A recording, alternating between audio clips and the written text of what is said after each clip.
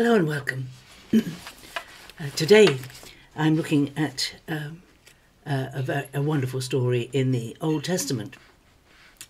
The Old Testament is an amazing book. It is full of the stories of the adventures of people who loved God and people who didn't love God, and what they did and what happened to them.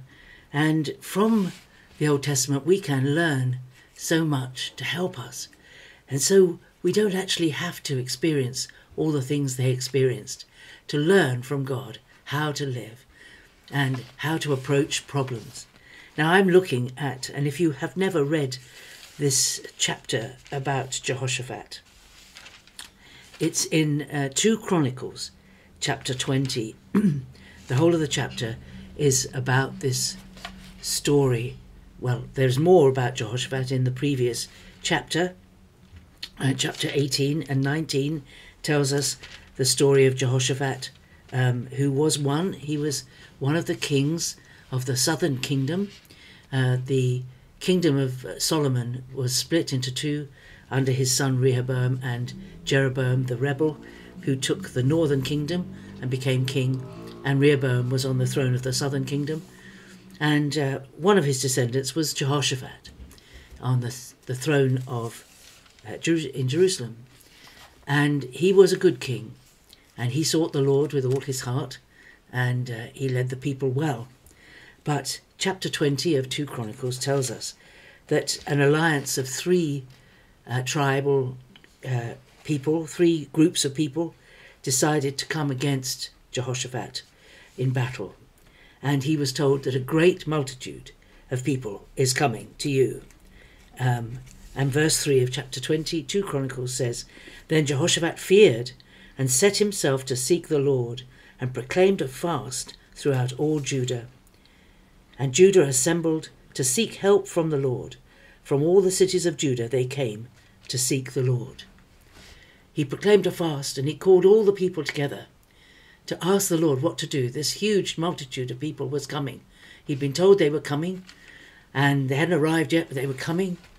And he was afraid, and he called everyone together, and they fasted, and they sought the Lord. And then verses 5 to 12 tells us his prayer.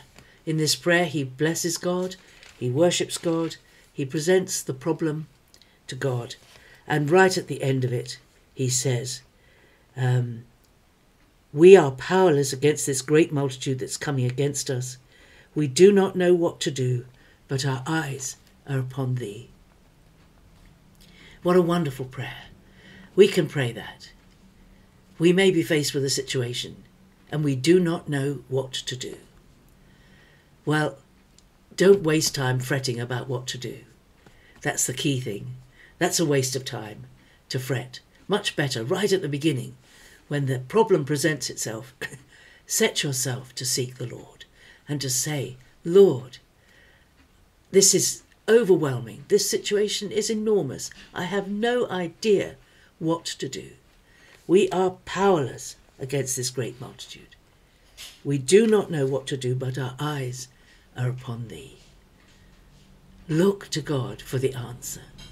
You know, there are lots and lots of people I've known over the years who, when terrible things happen in their life, sudden unexpected events that overwhelm them, they stay away from the fellowship.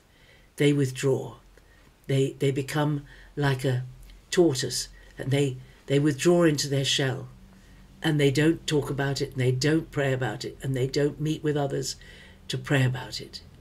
They withdraw from fellowship, and that is the worst thing to do. It is the worst thing to do, because the fellowship of God's people is there to support you. We're not meant to go it alone. It's our culture that says it's a sign of weakness if we don't manage everything ourselves without other people's help. Our culture says we have to rely on other people. We have to rely only on ourselves, and we should not share our problems with anybody. If you're in trouble, you're in a place of difficulty, don't go to people who don't know God. Go to people who know God. That's the thing. You go to people who don't know God, you could get any kind of idea.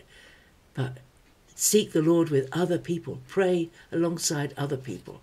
Thank God that he has the answer even before you ask him the question.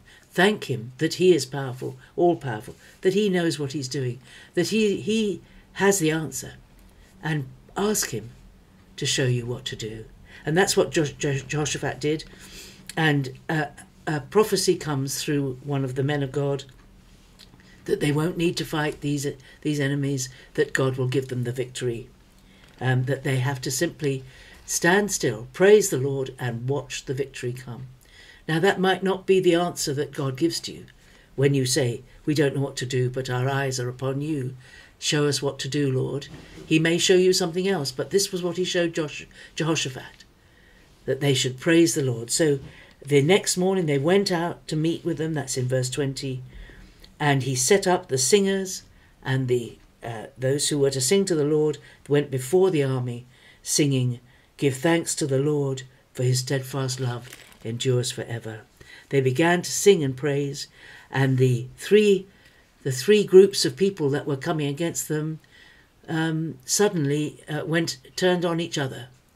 And by the time Jehoshaphat and his army came near, all the people were dead. God had set an ambush for them, and they had fought each other.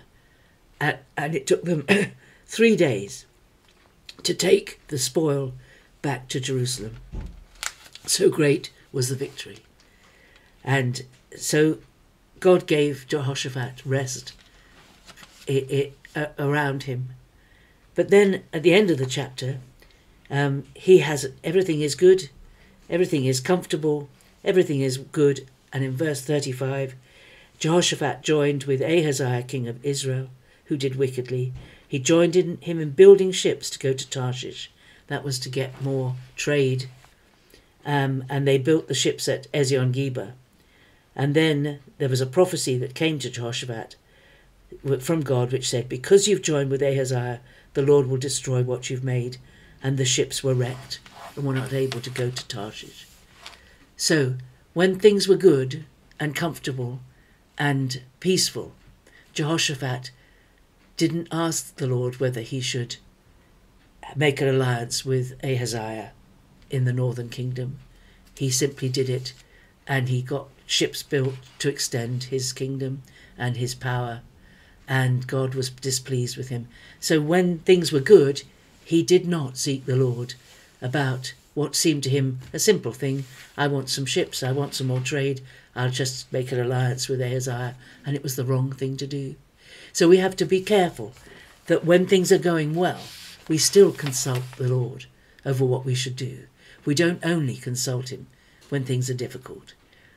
We should consult him over everything and live for him and not forget him when things are good and not turn away from him when things are bad. But that every day, this story in 2 Chronicles 20, it just shows us the dangers of well-being and peace and the opportunities of difficulty to seek the Lord. So, my thought for the day. See you tomorrow. Bye-bye.